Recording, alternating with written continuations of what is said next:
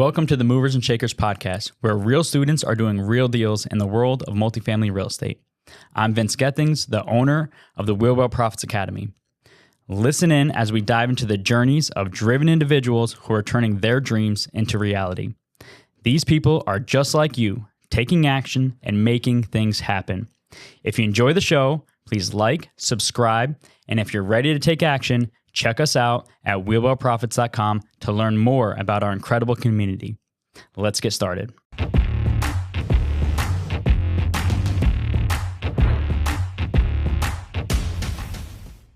Hello and welcome. My name is Gino Barbaro, one of the co-founders of Jake and Gino, and I am here with Dayne Conley. Before joining us 4 years ago, he learned the importance of hard work from his grandparents who lived through the Great Depression and World War II. Dayne used that mindset to start numerous successful businesses and shared with me that he's excited to share his stories, his successes, and most of all, his failures with the Jake and Gino community. Welcome to the show, Mr. Dayne Conley, brother. How are we doing? Good, Gino. Thanks for having me, man. Anytime I can sit down and chop it up with you, it's a good day. It's a good day. Well, I mean, we should have just hit the record button. We were talking for like 25 or 30 minutes about our pain points, about you having this mental spiral, about me getting all fired up. And listen, where are you right now? Let the listeners know where you're sitting right now recording this podcast.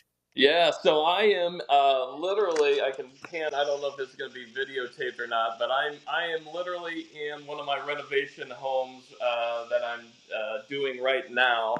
I've got three renos going, and this one I actually, because it was winter time, there wasn't a rush of I need to get this turned and burned in 2 months or 3 months and out on the market. I am actually doing this myself with my oldest son, Cooper, who I introduced you to once, Gino, and you actually sent him a book and personalized it. And that again, and thank you again for that. But he dove. It was Wheelbarrow Profits that you sent him. He dove into that. He has read it twice now, and he's very similar to you and I. We're, I don't know, 60% done with this reno, and he's already thinking, I can't wait to get my own duplex so I can house hack and this and that. And so it's been stuff. If I don't make a penny or a dollar on this house, just having spent the time with him and teaching him, and you know this, you got to learn kids, man. Once they hit 13, 14, 15, especially 16, once they get their driver's licenses, they don't want to hang out with you anymore. So Hasta la vista. But let me ask you, this is an important question for me because you're in healthcare. We can talk about you selling the business, but what was it in multifamily that attracted you to the space of multifamily? well, I'm an entrepreneur by nature, and I always loved real estate as a kid. I remember getting the Sunday papers back home where I grew up, and there was one section where every Sunday there was like an architect who would put a new blueprint on, and I would obviously go to the sports section first, but then I would go to that and find whatever that new house was, and what did I like, what did I not like. And I always told my parents, I was probably 7, 8 years old then, that I want to build homes, I want to be an architect, I want to do something along those lines. And I'm a physical therapist, or was a physical therapist by trade, and I loved that. But in the back of my mind, I was always looking at real estate, and I didn't know what multifamily was. I kept looking at little condos, one and 2 unit condos, and it didn't make sense from a scale and risk side for me. And so I just couldn't figure it out. And my brother Jared, who's my business partner with Aspen Residential or Aspen Realty Group, said, "Well, what about multifamily?" And I said, "Well, what is that?" And then we looked into it. He sent me your book, and 4 or 5 years later, we're here. Jared and I have 168 units in Columbus, Ohio, and going through the ups and the downs with that, on taking on that many units that quickly and getting them stabilized. But yeah, that's why. Like I love real estate. I do not have a problem taking a career chance or a risk. I try to surround myself with like with people like you and my brother that are a hell of a lot smarter than I am, so that you guys are my parachute. If I want to do something, I bounce it off of you, off of Jared, off of other people that are a lot more intelligent than me, and then um, life's short, man, and that's what I'm learning too. I'm getting ready to hit the 50.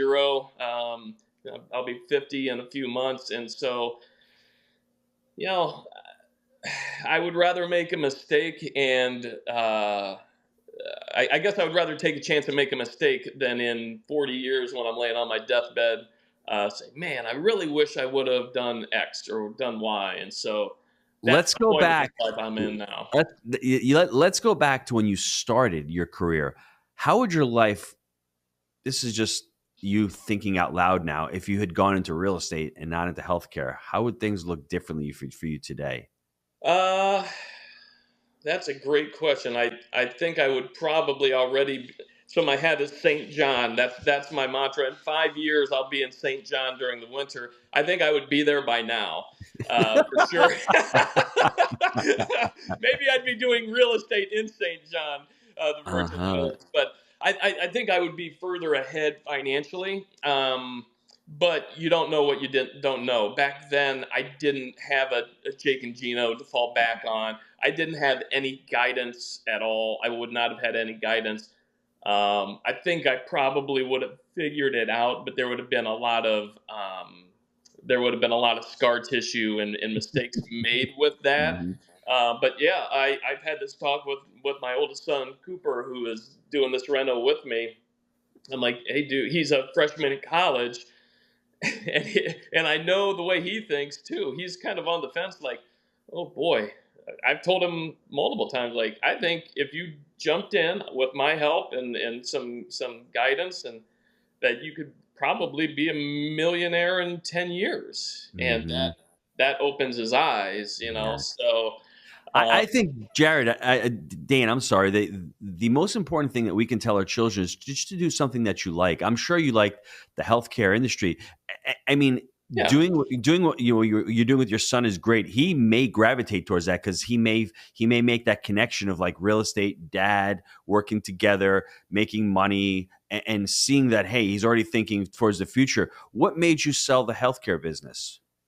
I was beat up, dude. It was always something. So I don't think I would have probably gone right into real estate because I always wanted to be a physical therapist. I wanted to be a Hmm. physical therapist for the Cleveland Indians. I wanted to own my own clinic. I wanted to, you know, be in that top 1% of earners. And I did all of that. And so that's why I'm saying life is short. So I checked those things off.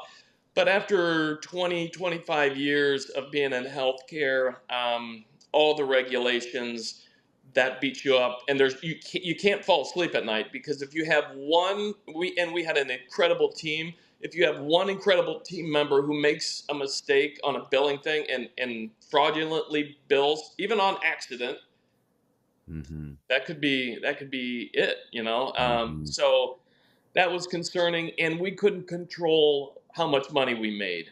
We were in the top 5% of all home care agencies in the nation, which was a big deal for a little mom and pop shop of 50 employees.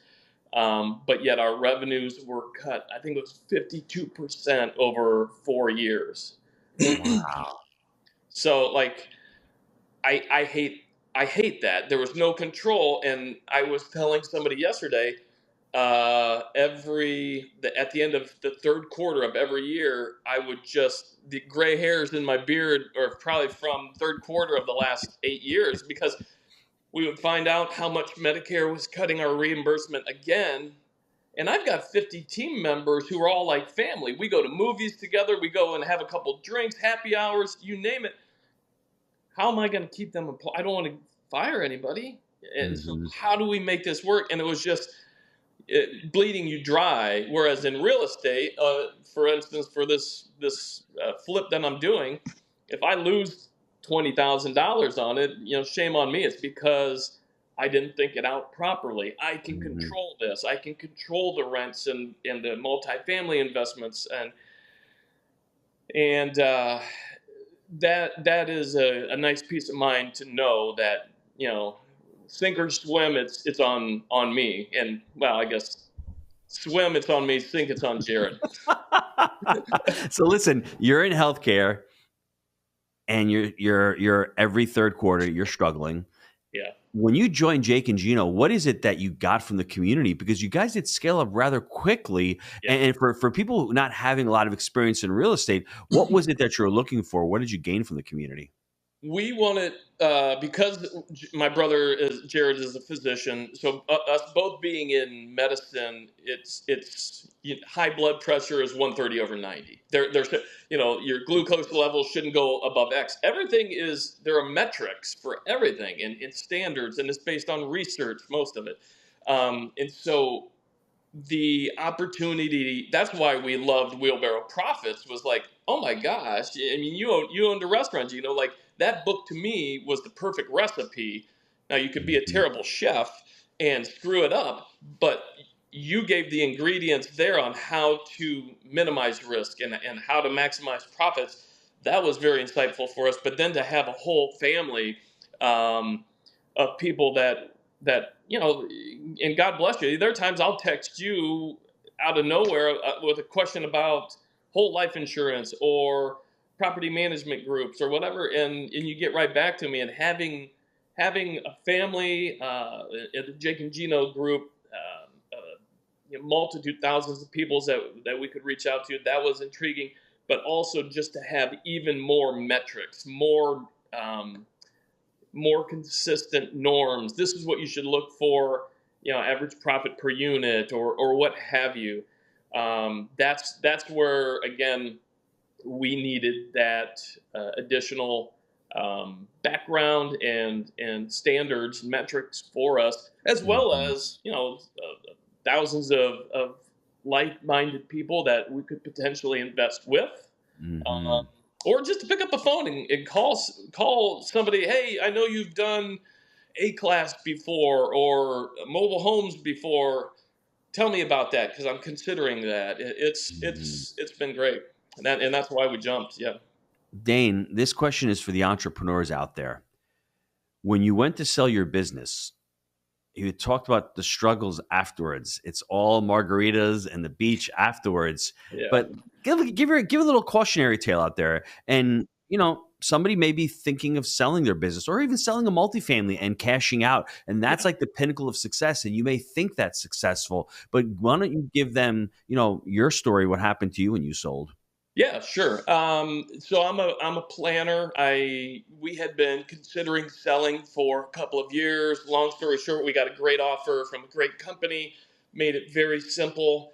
In part of that planning process, I had read 2 or 3 books from other entrepreneurs who had sold their businesses and really struggled, because you go from getting up at 5 o'clock in the morning and going to bed at midnight or whatever it takes, working 1,000 hours a week and going 1,000 miles an hour, to then the brakes have hit and there's nothing.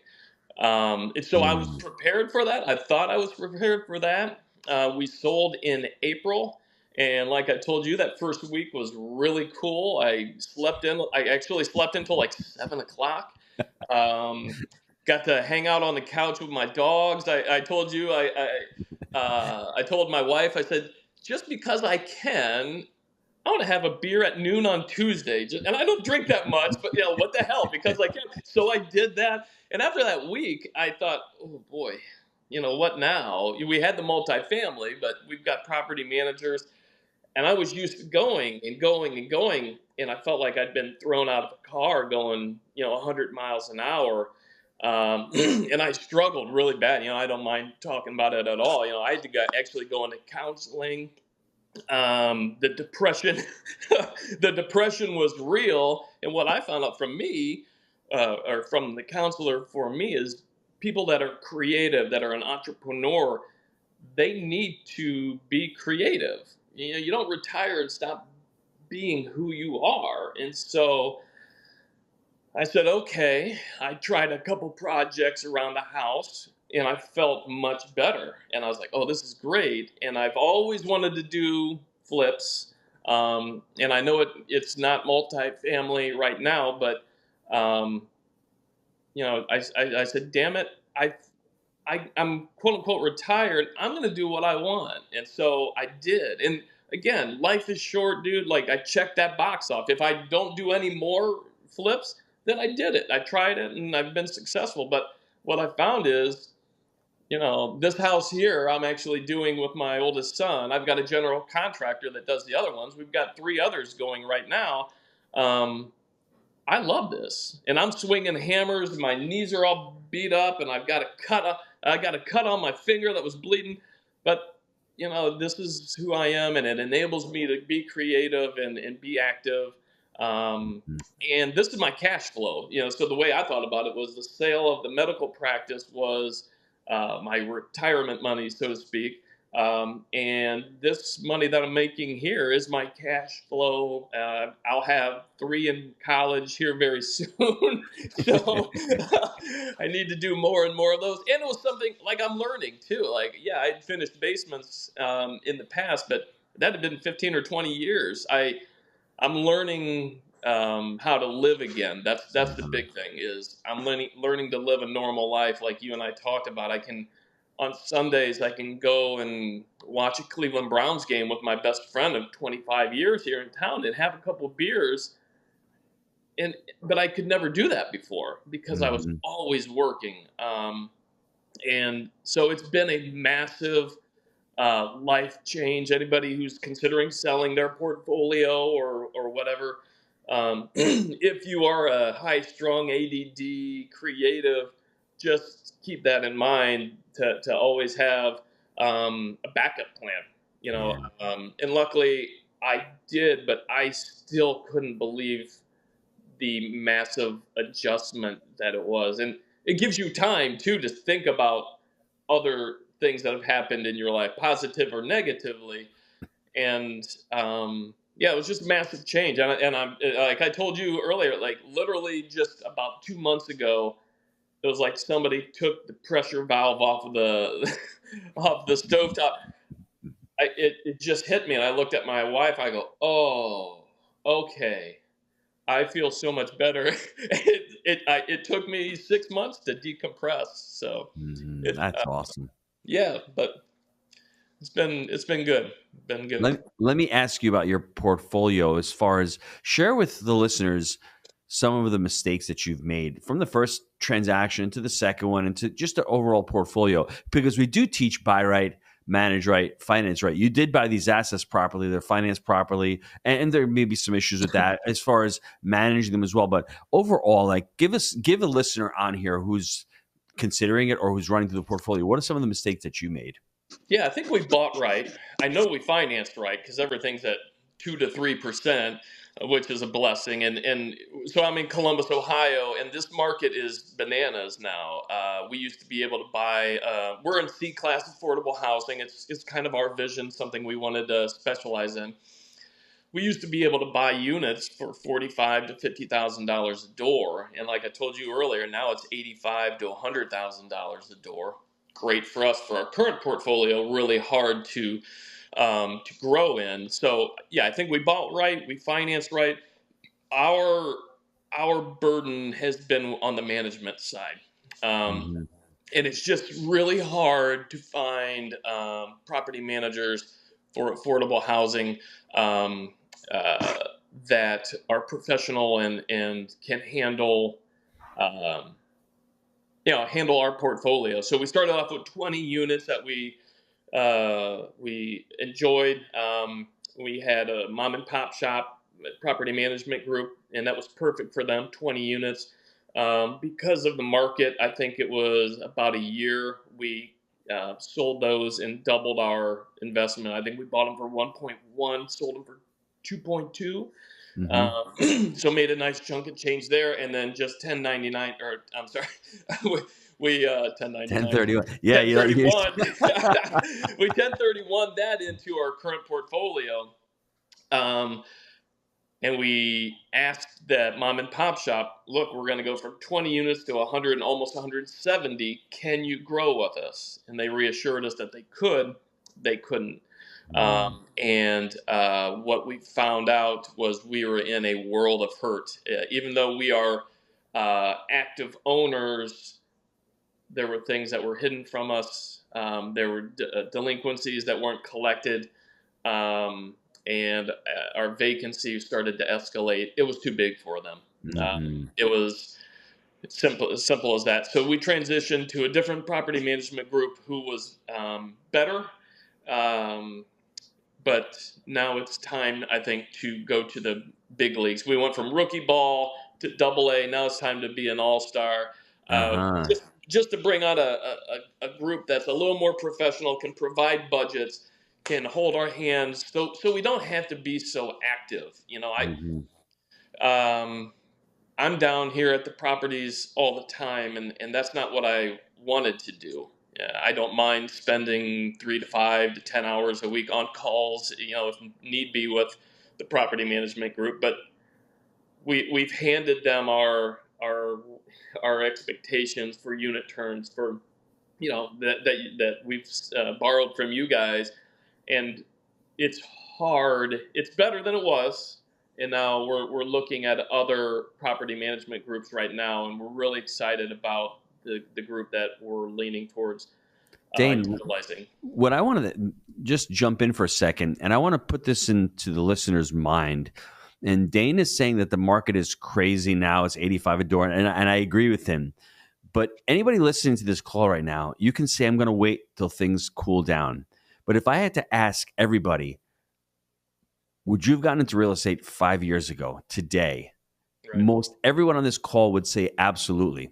So if you're saying prices are expensive now, give it 5 years from now, rents are going to be $1,300, $1,400, and 85 a door will probably be 120 a door. And I'm not saying that there are deals out there, but if you do buy these assets properly and you do finance them properly and you can get some type of management going for the long term, this is not get rich quick.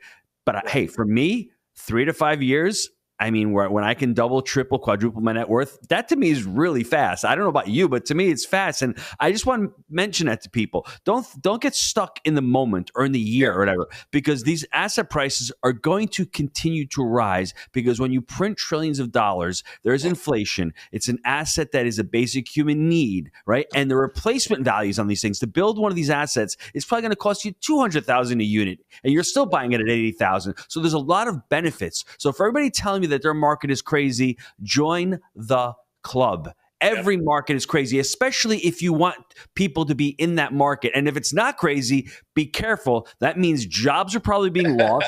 That probably, there probably is a lot more supply than demand. It's people don't want to live there. So just be aware of that. I just want to mention that, because I always hear that, well, my market's crazy. Well, guess what? Your market's crazy.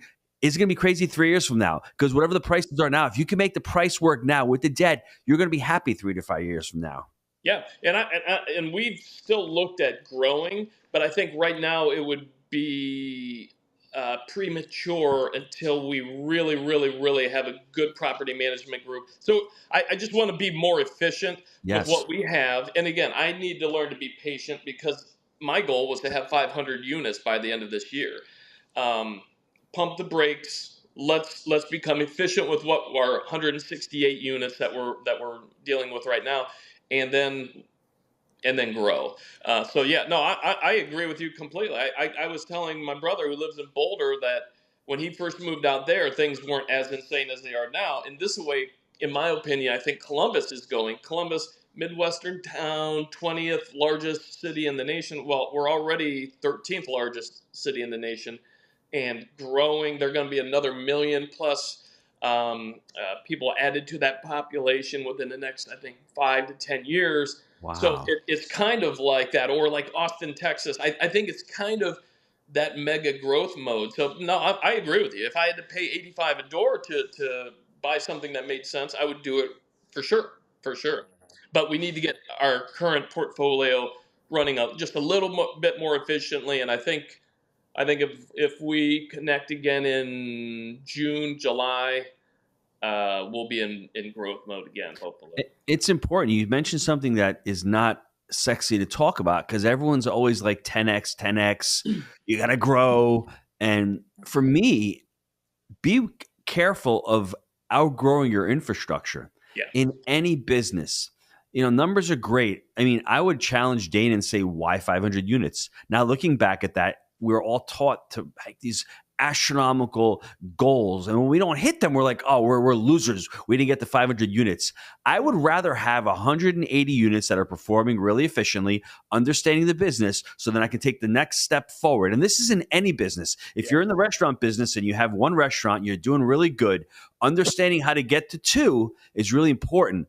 2 to 4 is important. Don't go from 2 to 16, because you see what happens to a lot of the organizations out there. You really need to have your systems dialed in. You really need to know what the vision is. You need to have some type of culture in the organization as well. And you need to be a leader. You need to really, I don't want to say inspire or motivate, but I think you do. Because, okay, we're getting 500 units, 600 units. Well, Dayne, why are we doing that? Oh, it's just, we got to grow. We got to make more cash flow. Well, that's not how you're wired. You're wired more for impact and more for purpose and more for guidance and direction and for having fun. Maybe 500 units is not the answer for you. Maybe 300 units is at $200 profit per unit. That's 60 grand a month in cash flow. You whack it up, you and your brother, 30 G's a month each. That's not bad. That's pretty good for spending money in Columbus, Ohio. Yeah. And you said that to me, I think it was over Christmas. It was maybe like last year. And you said, why 500 units? And, me being me type, A personality, you only live once. Like, hey, well, that was the goal I had. But Dayne, if you're miserable, I'm like, oh yeah. Oh, I don't have to. I don't have to hit that this year. Okay, it's okay to miss that goal because adding 500 to 170 that aren't as efficient as they should be just makes a little mess a complete mess. So Yes. So that's I'm glad that you said that, because it kind of woke me up out of my that grind mindset of like, oh yeah, it's okay. I'm still going to be able to eat. I'm still going to be able to pay bills, but maybe I wouldn't be if we jumped to 500 right away. Well, let me make another point right now. I don't know if you'd be flipping a home with your son, which is something that's truly amazing, something that you could never get back. And I mean, so you put off that goal of 500, but you're doing something really that's intentional right now, and that you're shaping and molding his attitude towards money, towards entrepreneurship, towards his career. So I think that's, on the grand scale of things, okay, 500 units in 2 years, I'm good with that. But if you could do something that's impactful today for your family, I'd take that every day of the week. And that's the blessing of where I am now, and that's where it all kind of, that we talk about, that struggle that I had after I sold the medical practice, is because all the stuff, that was a goal. I wanted to reach a certain financial net worth by 50, and I got there by 48. But now, and I had, like I said, the counselor was like, "You busted your ass to get here. Enjoy it." And she even said, "What is your business partner doing?" I'm like, "Well, he lives on the East Coast. He's laying out at the beach and going to barbecues and Phillies games. And what are you doing?" I'm like, I'm in my house with my dogs, and I'm paralyzed." And so it's nice to have the capital, but more than anything, the time to do these things. And that's my focus is 500 units. I don't know if I'll ever be able to get that out of my head, just the way I'm wired. But damn it, tomorrow's not guaranteed. And I want to do the things that I want to do when I want to do them now. Yes. And I'm sure that they'll be successful. And it's listening to the universe, instead of telling the universe what to do, putting your head down and banging into it repeatedly. It's a really cool spot that I'm in now. And my wife and we were on vacation with the family, and it's one of those things like, okay, I'm 50. In 10 years, I may not be as physically healthy as I am. So this 10 years, we laid on the beach, and I'm like, I want to travel. I want to go here. I want to go there. I want to do this with this son. I want to do this with my daughter. And so we put those things on paper, and that's what we're going to do, and that's the kids on my deathbed aren't going to give a crap if I have 500 units. Yes. Yes. So keep telling yourself that. That's important. What I want to do, this is the last question, and this is an important one because you're an entrepreneur. You've started multiple businesses. For somebody listening to this and saying, I can't do multifamily, I'm going to tell you, if a pizza guy and a drug rep can do multifamily, if someone in the healthcare industry can get into multifamily, what are some of the things that the listener has to do right now to become serious about getting into this space? We always talk about that. Education is the biggest thing. I don't think somebody should listen to this with no background and go buy a 20 unit. No, that would be ridiculous. But the educational piece, you and I talked. I loved Wheelbarrow Profits, and I'm not saying that because I'm on your pod. I've been on other podcasts, and I've said the same thing. I loved Wheelbarrow Profits because it allowed a physical therapist to read that book in a day, and it gave the recipe. Your Italian restaurant. It told us how to minimize our risk and how to evaluate deals and how to grow and everything. Again, from a medical standpoint, high blood pressure is 130 over 90. We have all these metrics that are set up based off of research and whatnot. And that was so refreshing to me, the educational piece that you presented from that book on, hey, this is how you do it. And here are the calculations. Here are the metrics. This is what you should expect. These are the norms. This is what you want to try to avoid. And so the education piece, number one, first and foremost, I would start with that. And then just do it, damn it. Like, there are so many people that are paralyzed with fear, and that was part of my counseling too, is I almost felt bad that I had been successful and had this large ish cash out. Well, and it's still hard for me to say, but I deserved that, I guess, because I worked for 20 hours a day for that first year. Literally, I was sleeping 2 to 4 hours a day. And so just get out and do it. It's that's the biggest burden. I've got buddies who bought your book for that have read it and are still sitting on the sidelines. And I'm not going to bully them into doing that. But if you're interested, get the education, number one. And while you're getting that education, whether it's podcasts or books or seminars, be thinking how you can apply that to your city that you want to invest in, and just go do it. Mm-hmm. You'll figure it out. You've got the background with your education, and like I said, with the Jake and Gino community. If we wanted to get involved in campgrounds, I know a guy in the community that I could call and do that. And so just, you have to do it. Educate yourself and go. Like you said, pizza guy, a physical therapist, and a drug rep can do it. Jared's a physician. We know he's smart, so hell with him. But the three of us were able to do it. I love that. Listen, how can the listeners get a hold of you? My email is Dayne, Dayne, at aspenrealtyco.com. You can email me there with any questions or comments that you have, and anything I can do to help anybody in the community or listening to the podcast. I'm an open book. Like I said, I could talk about my failures all day. I don't like to talk about the successes, but if somebody wants to hear some of those, we can do that too. So I love that. This is, to me, has been a refreshing podcast because, number one, you're in a flip working with your son, which is truly amazing to me. That's the dream of entrepreneurial dads, sharing time with their children. Number two, you're a physical therapist turned real estate turned multifamily entrepreneur.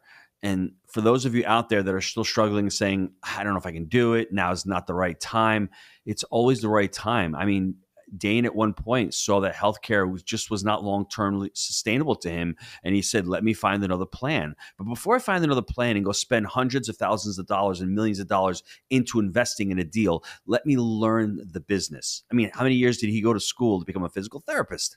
He didn't go to school for a year or two. He went to school for years.